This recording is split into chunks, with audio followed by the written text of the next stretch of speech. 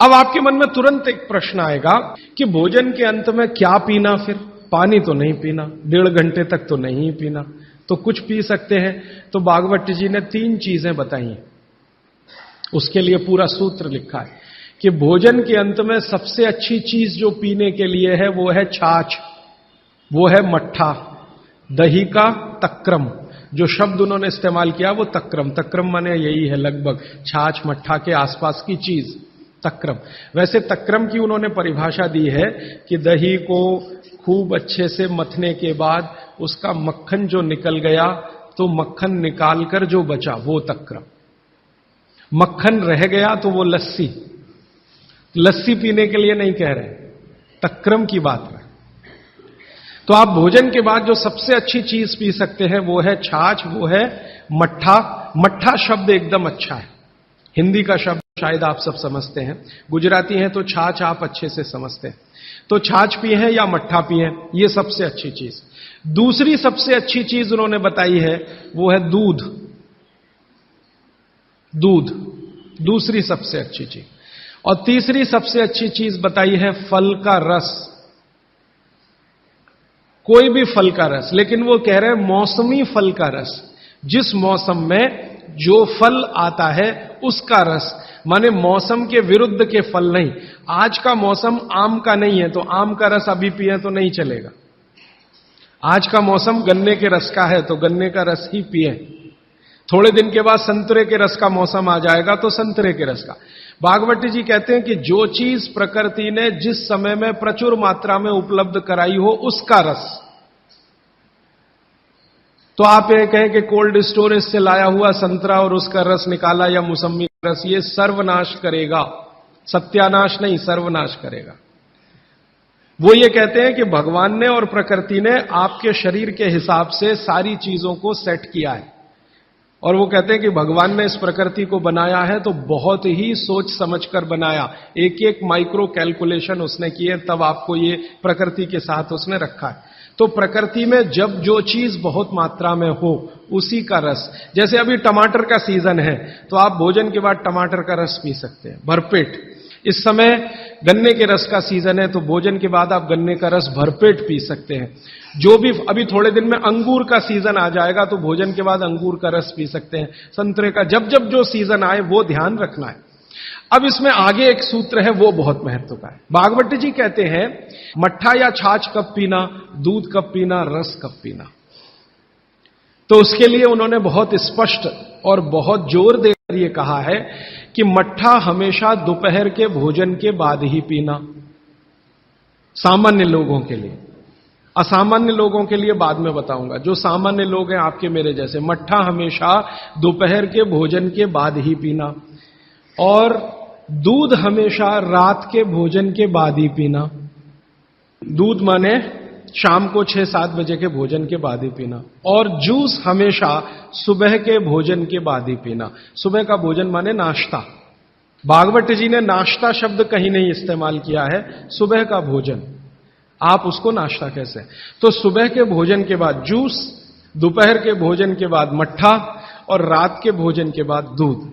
और वो ये कहते हैं आगे के सूत्र में कि इनका क्रम उल्टा सीधा मत करना कभी, माने सुबह के भोजन के बाद दूध पी लिया, रात के भोजन में जूस पी लिया या मट्ठा पी लिया।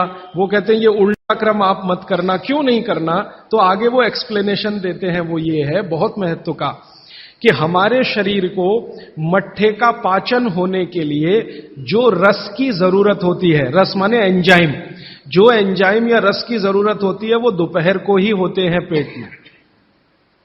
इसी तरह हमारे शरीर में दूध का पाचन होने के लिए जो रस की जरूरत पड़ती है या एंजाइम की जरूरत पड़ती है वो सूर्यास्त के बाद ही होते हैं, या सूर्यास्त के समय ही उनकी उत्पत्ति शुरू होती है। और जो रस और एंजाइम की जरूरत जूस पचाने के लिए है वो सुबह ही होते हैं। इसलिए आप नियम बना लो, ब्रेकफास्ट में जूस, लंच में मट्ठा छाछ, और डिनर में दूध। बच्चों को भी यही नियम, बड़ों को भी यही नियम। अब आप कहेंगे हमारे बच्चे तो स्कूल जाते हैं दूध पीकर जाते हैं, तो बदल दो, जूस पीकर भेजो या पिलाकर भेजो। और आप कहेंगे जी पिएंगे नहीं, आप जैसी आदत डालेंगे बच्चे वैसे ही होने वाले हैं, क्योंकि बच्चे अपने से कुछ नहीं सीखते, वो आपका सिखाया हुआ है सारा कुछ। तो अब तक आपने बच्चों को दूध पीने की आदत डाली है, आज से माफी मांग लो कि गलती हो गई हमसे। अब हम आपको चाहते हैं कि आप जूस पी के जाओ। क्यों जाओ, तो उनको ये बात समझाओ, शायद समझ जाए, वो भी समझ जाएंगे तो उनकी भी जिंदगी में ये परमानेंट हो जाएगा। सुबह के नाश्ते के बाद जूस पीना, दोपहर के भोजन के बाद मट्ठा, रात के भोजन के बाद दूध, ये सूत्र है। अभी इसके आगे का सूत्र भागवत जी कहते हैं कि आप खाने के 1.5 घंटे के बाद पानी पिए, क्योंकि जठर के अग्नि के प्रभाव में खाना 1.5 घंटे तक रहता है। तो पानी कैसे पिए, कैसे पिए पानी? तो हमारे यहां पानी पीने के बहुत तरीके हैं। लोटा मुंह से लगाया, गटगट गटगट उतार लिया, गिलास मुंह से लगाया, गटगट गटगट उतार लिया। क्या ये तरीका? तो भागवत जी कहते हैं नहीं, ये तरीका बिल्कुल गलत है पानी पीने का। वो कहते हैं कि पानी को चुस्कियां ले लेकर पिए, घूंट भर भर के पानी पिए, सिप ले लेकर पानी पिए, ऐसा पानी पीने का नियम। जैसे आप गर्म दूध पीते हैं ना, भागवत जी बिल्कुल उसके समकक्ष रखते हैं कि गर्म दूध आप जैसे पीते हैं, एक एक सिप या चुस्की लेकर घूंट भर के, ऐसे ही पानी पिए। अब ये क्यों, ये समझ लें।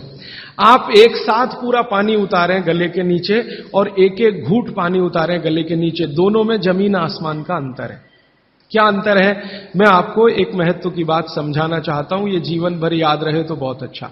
हमारे पेट में भोजन को पचाने के लिए अग्नि होती है, और इस अग्नि को तीव्र करने के लिए अम्ल होता है, अम्ल, एसिड।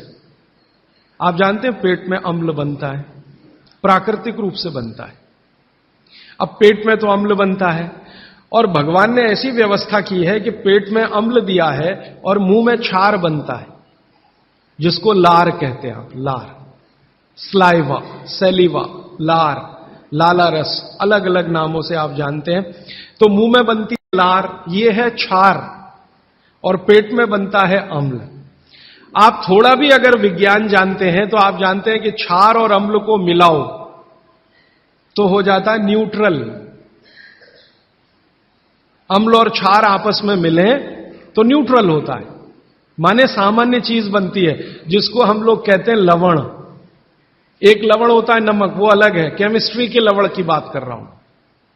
तो अम्ल और क्षार आपस में मिलते रहे तो न्यूट्रल होते हैं। अम्ल का मतलब है जिसका पीएच 7 से कम है, और क्षार का मतलब है जिसका पीएच 7 के आगे है, और न्यूट्रल का मतलब जिसका पीएच 7 है। ये जो पानी है ना, पानी, ये ना अम्ल है ना क्षार है, ये न्यूट्रल है।